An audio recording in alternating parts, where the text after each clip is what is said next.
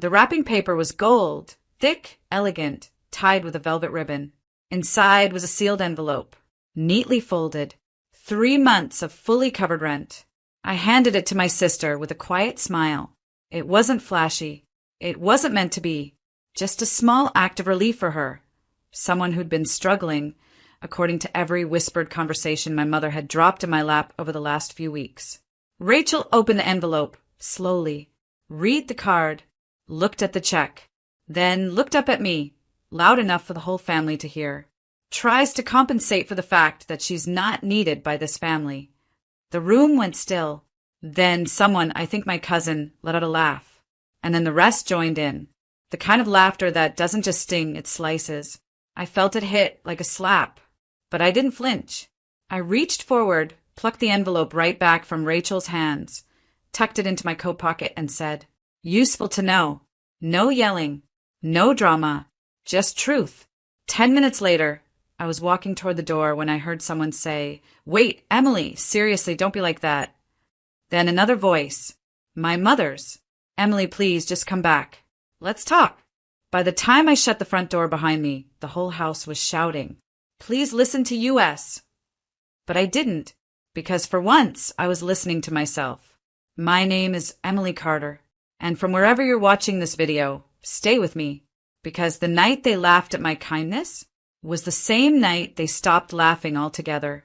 I've always been the dependable one, not the loudest, not the favorite, just the one everyone could count on. When Rachel totaled her car in college, I co-signed the loan for the new one. When Dad's small business hit a rough patch, I quietly wired money from my savings. When Mom needed help planning Grandma's funeral, I took unpaid leave to arrange everything. No one asked if I could afford it. No one checked to see how I was doing. They just assumed I'd handle it, because that's what I'd always done.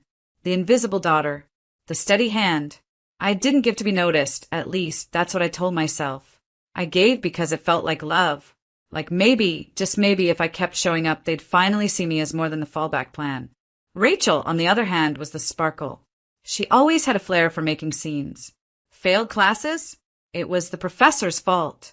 Broken friendships? They were jealous. Every family event revolved around her. Her job drama, her on and off boyfriend, her endless crises. Mom called it personality. I called it convenient, because no matter how much mess Rachel created, someone else always cleaned it up. Usually me. And still, I thought this year might be different. She'd been late on rent 3 times, Mom said.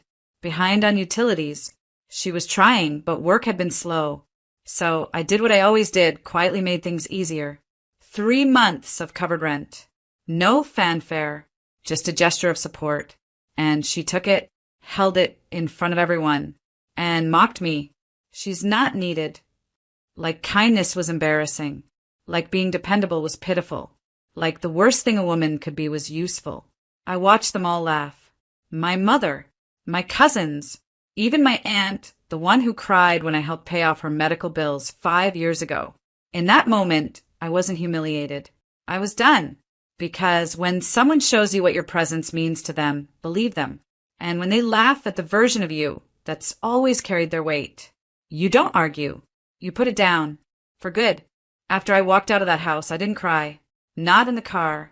Not when I got home.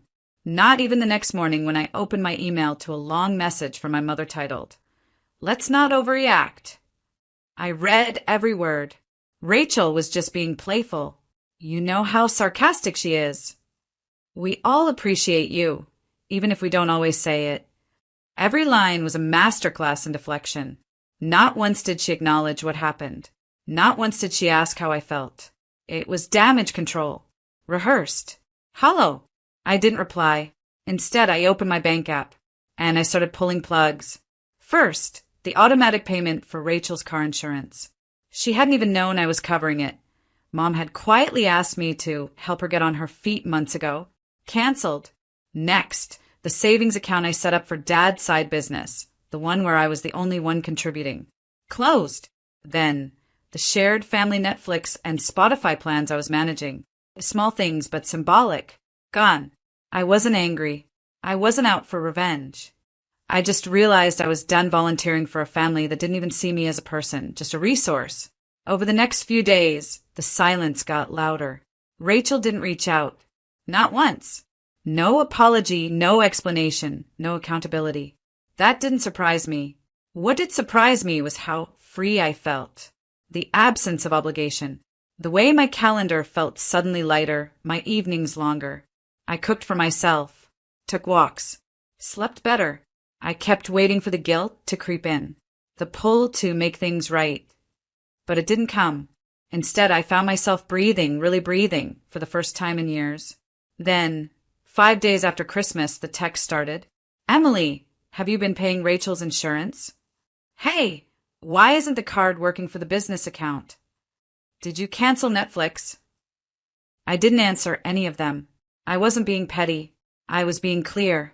Because people like that, the ones who never say thank you, who joke about your generosity like it's pathetic, they don't understand boundaries unless you draw them in permanent ink. I had drawn mine. Thick, sharp, uncrossable. And for the first time, they were starting to realize I hadn't just taken back a gift. I had taken back me. You know, what happens when you stop feeding a system that runs on your silence? It starts to starve. At first, they don't notice. It's a missed payment here, a forgotten login there. Small things, inconveniences, but then the gaps widen. And when you've been the glue, the quiet engine behind the scenes, your absence starts to echo. I didn't post a dramatic announcement. No cryptic Instagram quote about boundaries or healing. No long emails saying, I'm done. Because I wasn't giving them anything else to hold on to, not even closure. I just stopped. I pulled out of the family's group vacation planning thread. Removed my card from the travel booking site. Unsubscribed from the newsletter Rachel was running. The one I'd built for her, branded for her, paid monthly fees to keep live. She emailed me twice. Hey, the payment didn't go through. Can you just update your card? You've always handled that. I didn't reply. And when she tried again, this time from a different address, I blocked her. I wasn't being cruel. I was being consistent. Consistency was something I'd always given freely, even when they didn't deserve it. I showed up. I remembered birthdays. I sent flowers when they were sad, food when they were sick, and money when they were in a tough spot. It had never been reciprocated. Not once. The Christmas before this one, I paid for the entire dinner, catered. Rachel had shown up 3 hours late, snapped a selfie in front of the tree I decorated, and left before dessert. No one thanked me. No one even noticed when I stayed behind afterward to clean alone. This time they noticed everything. I heard from my cousin Mia that the group business account was locked. I had removed myself as co-owner. Apparently, the legal paperwork I'd filed months earlier had just taken effect. I was no longer financially tied to any of them. Mom tried calling, twice in one day. I didn't pick up. Then she sent a message. Emily, I don't understand what you're doing. We're family. Can't we move on from one awkward moment? One awkward moment? That wasn't awkward. That was betrayal with a bow on top. They humiliated me when I offered help, not because they misunderstood me, but because my usefulness threatened their egos. They were comfortable with me giving, as long as I stayed small while doing it. Now, I was stepping out of the background, and they hated that more than they ever appreciated the help. So I let the silence grow. I let them squirm. I let the weight they used to toss on me fall squarely back into their own hands. And I didn't say a single word, because some messages don't need to be sent. They're felt. The funny thing about people who take you for granted, they don't realize what you do until it stops being done. 10 minutes after I left that Christmas gathering, I imagine it still smelled like ham and cinnamon, still looked festive, still sparkled under the tree I helped decorate. But the mood? It shifted.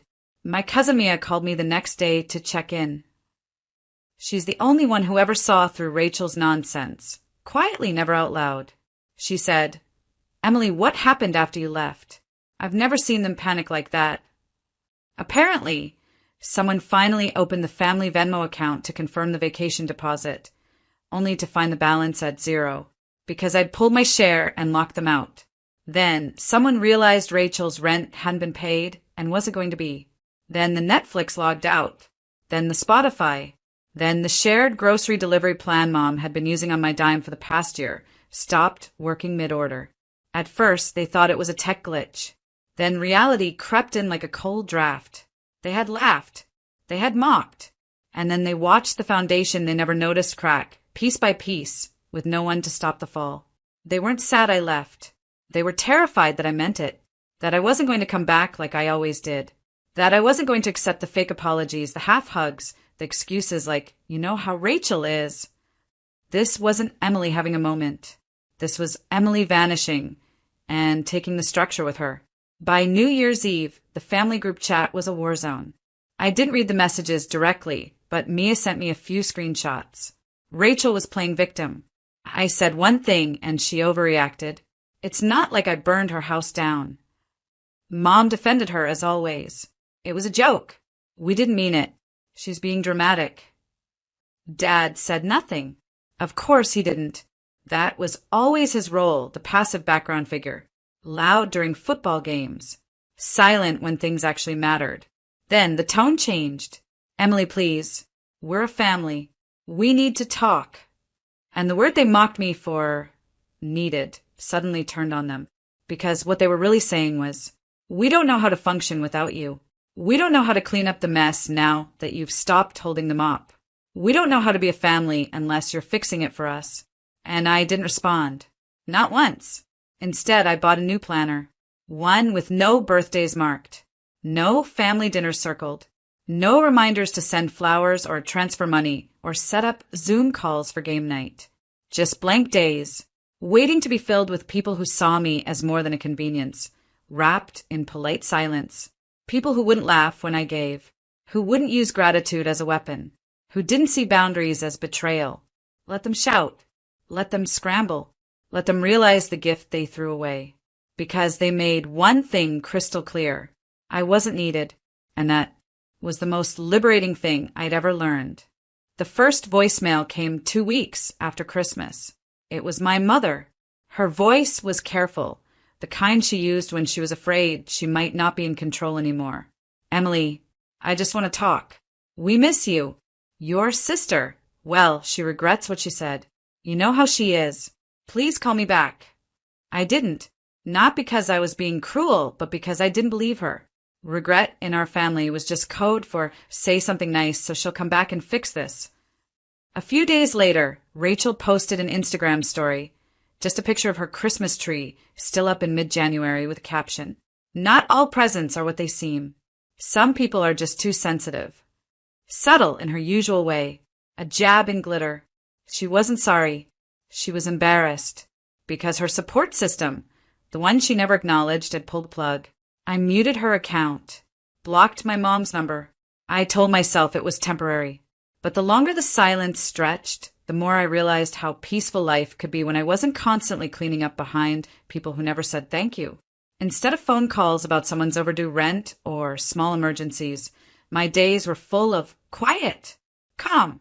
I went to work, came home, cooked for myself, started reading again, signed up for a weekend ceramics class just because I liked the idea of making something with my hands. I wasn't waking up dreading messages. I wasn't planning my calendar around other people's drama. I wasn't budgeting to fix someone else's crisis. It was the kind of freedom you don't even know you're missing until you taste it. Mia, my cousin, the only one who didn't jump on the bandwagon, invited me to brunch one Sunday. I almost didn't go, but I'm glad I did. She didn't pressure me, didn't say you should talk to them. She just asked how I was. And when I said, honestly, peaceful, she smiled and said, yeah, I can tell. I think that was the moment I knew I wasn't going back. Not in a dramatic, slam the door kind of way. Just quietly, like someone stepping into a room where they finally belong and realizing they never needed permission to be there. Around that time, I got a promotion at work. A big one. I was offered a lead role on a project I'd been hoping for all year. The funny part? Rachel found out before I told anyone. She emailed me. Just 2 lines. Congrats. Guess you're doing fine without us. That last word, us, stuck out. Because she meant without her. Without Mom. Without the whole web of people who had kept me small while pretending it was love. I didn't reply. I didn't need to. Because Rachel was finally learning what it felt like to not be needed. And I was learning something, too. Love that comes with strings isn't love. It's control. Support that only shows up when you're useful isn't support. It's dependence in disguise. I had spent most of my adult life trying to prove I belonged at a table that had no seat for me. Now, I was building my own table, and it wasn't made of guilt. It was made of peace. That Christmas, I didn't wait for an invitation. I didn't check the group chat, didn't browse holiday flights, didn't wonder what theme my mother had chosen for the decorations or whether Rachel would post another curated carousel of perfectly lit chaos. I just planned something for myself. I hosted Christmas Eve in my apartment, not the biggest space, but it held warmth like a second skin. I hung string lights across my kitchen window, baked cinnamon rolls from scratch, and sent out invites to the people who had actually shown up for me that year. For guests came. Mia, of course, with a bottle of wine and a laugh that filled the entire room. Jules, a co-worker turned friend who once brought me soup when I was sick. Nina and Leah, a couple I'd met at my ceramics class, who'd never once made me feel like a third wheel, just a welcome human. There were no cameras, no passive-aggressive jabs over the mashed potatoes, no competition for who gave the best gift. Just joy, chosen joy, the kind you can feel humming beneath a quiet dinner table. At one point, Jules raised her glass. To Emily, she said, for showing us what peace really looks like. I didn't know how to respond, because for so long I had been the one in the background, organizing, fixing, giving, not the one being toasted. I didn't want to cry, but I did, just a little. Not from sadness, from arrival. I had landed somewhere real. That night, after everyone left and the dishes were done, I sat by the window with a blanket and a mug of peppermint tea. Outside, the city moved like it always did. Lights blinking, cars passing, laughter rising up from a nearby bar. I didn't miss my family, not even a little. And that was a truth I never thought I'd be able to say without guilt. I used to think peace came after forgiveness, that I had to go back, explain myself, smooth things over, convince them to see my worth. But peace had nothing to do with them. It came the moment I stopped waiting for them to change. I checked my phone once before bed. One missed call, my mother. No voicemail, just the timestamp. I turned off my phone. No part of me wanted to hear her voice. Not anymore, because silence isn't always absence. Sometimes it's protection. Sometimes it's love for yourself. The next morning, Christmas Day, I woke up to sunlight through my blinds and no expectations pulling me out of bed.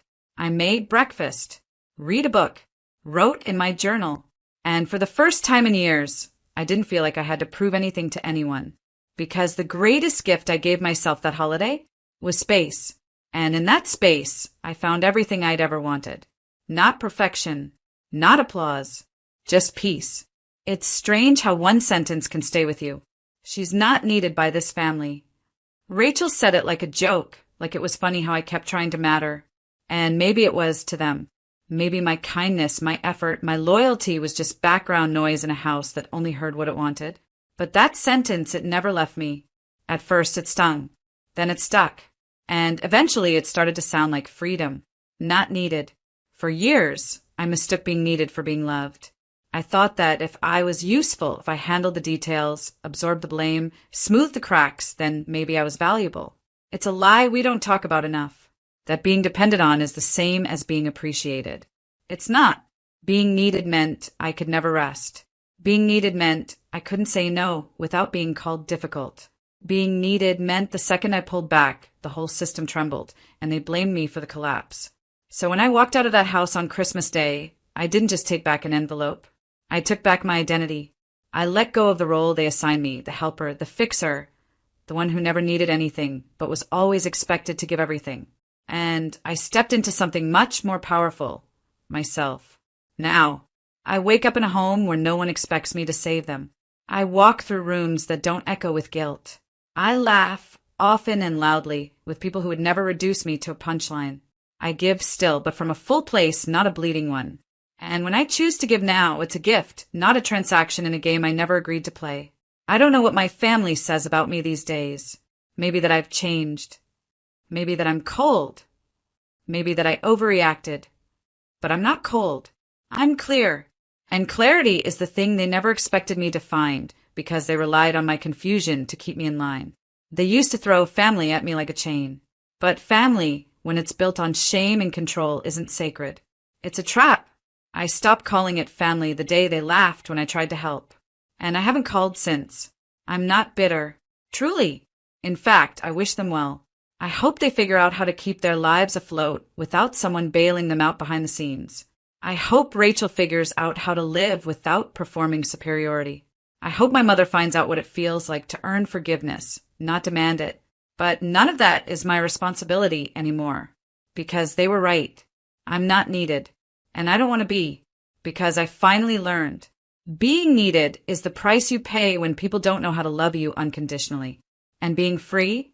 That's what happens when you stop buying your seat at a table that was always too small. The last thing I did that year was frame something I wrote in my journal, just 4 lines. It hangs above my desk now. They laughed when I gave. I smiled when I left. I said nothing else. And they heard everything